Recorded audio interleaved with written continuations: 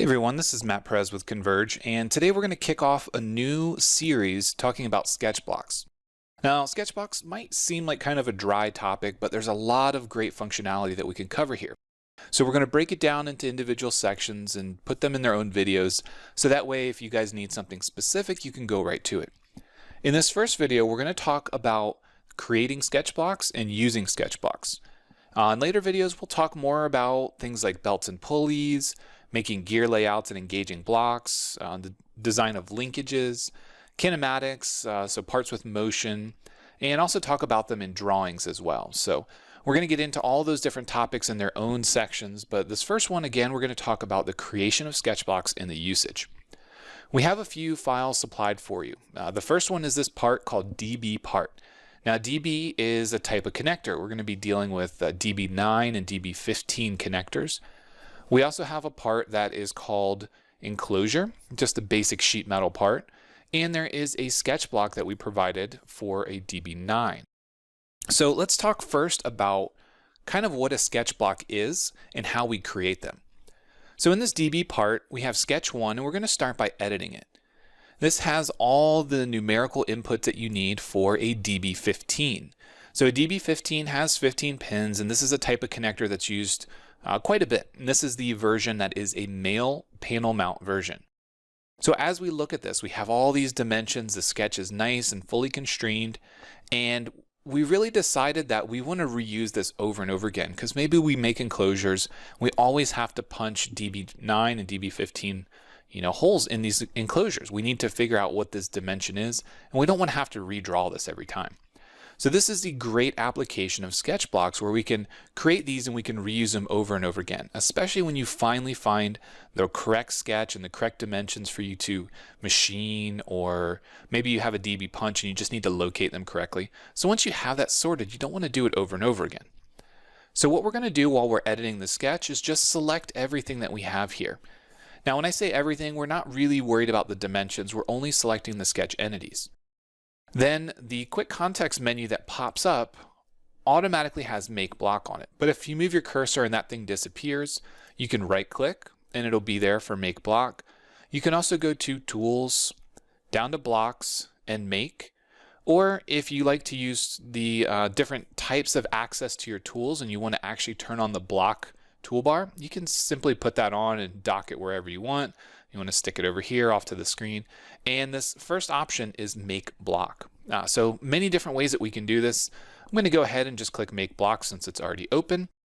And there's another thing that we can do down here, and we can move the insertion point. So that's going to be this blue coordinate system, and we're going to snap it right to the center. So that way, whenever we reuse this file, we can place it with that center point. So now we're going to say OK. And now everything is grayed out. All of our dimensions are gone, and you're probably panicking a little bit because you spent a lot of time making that sketch fully constrained. Well, the good news is the dimensions are really just down another level. Once you create a sketch block, you remove all references to the original coordinate system. We can snap it back, and we can now rotate it around. We can make that line horizontal. Now it's fully constrained again. However, the dimensions, anything that tied it to the origin, are gone, and they're in this deeper level inside of the block. So if we right click and we edit the block, everything comes back and this sketch is underdefined now. But this really leads to a different topic of how we need to plan out our sketches and our dimensions. Whenever we convert something to a sketch block, any of those external references to an origin or maybe another sketch entity are going to be broken, but anything that's internal to what we've selected are still going to be fine. We can add more entities to the sketch block, we can remove them, we can change the dimensions, and once we're done, we simply go back to the sketch. So now we're back up in the sketch level. We can move this thing around, we can snap it back to the origin, or we can change things around however we need to. And once we're done with it, we can just use it like a normal sketch. But we want to talk about how we can save it and we can reuse it. So when we click on the sketch, we have a few extra options that pop up. We can insert, we can explode, and we can also save the block. So once we save the block, I'm going to save this one as DB15 male and say save. Now this block can be reused in other part files. There is another nuance that we're not going to talk about in this video, and that's linking the saved sketch block to your parts. So that way, if you make any updates, you can update your file with the new block. But that's something that's sort of outside of the scope of what we're talking about in this video. We really just want to understand how to convert those sketch entities to a block, how to save them externally, and how to reuse them. So now that that block is saved externally, we really don't even need this file anymore. We can close it, we can save it if we want to, or we can simply close it without saving it and it'll revert back to its original sketch 1 without the block in it. We're now going to go to this enclosure part. Now in this enclosure part, I'm going to go to Insert Block. And again, if you don't have this toolbar turned on, you can go up to Tools, down to Blocks, and select Insert. We need to select a plane or a planar face. And then we need to pick the block that we want to use. For this example, I'm going to use the DB9, but you can also use the DB15 we just created and simply say Open. Now I do want to quickly note that Create External References to File is a checkbox here. And again, that's an option that is available that we're not talking about in this specific video.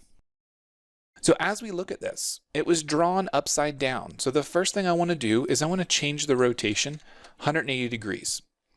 We don't want to scale it here because this is a very specific set of dimensions, but you could scale things up or down. Once we're done with the orientation, we simply click to place it. And remember, we set the position to the center, so our insertion point is at the center. Now we can go in and we can fully constrain and dimension this just like you would any other sketch. Make it vertical. Maybe I want to make a construction line from the midpoint to midpoint. And then I want to add some sort of constraint between these two, so that way it's centered. And then we can again go through and add other constraints that you would normally do for any other sketch. So again, we'll do horizontal reference here. We can add dimensions. And let's go ahead and just add a dimension between these two center points of 1.5. And we'll do the same thing on the other side. On the other side, I'm going to use equals and set it equal to this. We could also create lines with equal constraints. And once we're done with this sketch, we're going to use it for an extrude cut. We're going to go down to selected contours and clear this. Then we're going to come in and simply select the regions that we want to use for our cut. So in this case, we need to grab a bunch of these different sections. I'll go ahead and pull this over, grab all 3 of these, and I'm going to link them to thickness and then say OK. So now what I've done is I've cut those 3 DB9 male openings into my panel. So now I could take a DB9 male panel mount connector, put it in the backside, have the access for the jack screws, and have everything fit. And I can reuse that over and over again on all these different parts anytime we need to.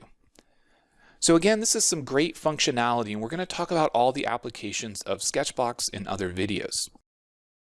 Hopefully you guys learned a thing or two about Sketchbox, and remember that we will be covering belts and pulleys, gear layouts, linkages, parts with motion using Instant 3D.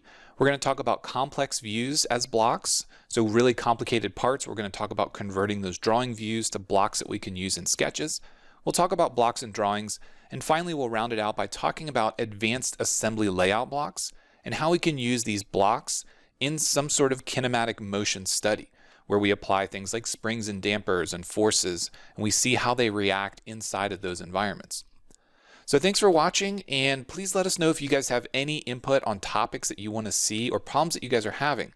We're more than happy to cover those in these blog videos and make sure that the content is relevant to what you guys need.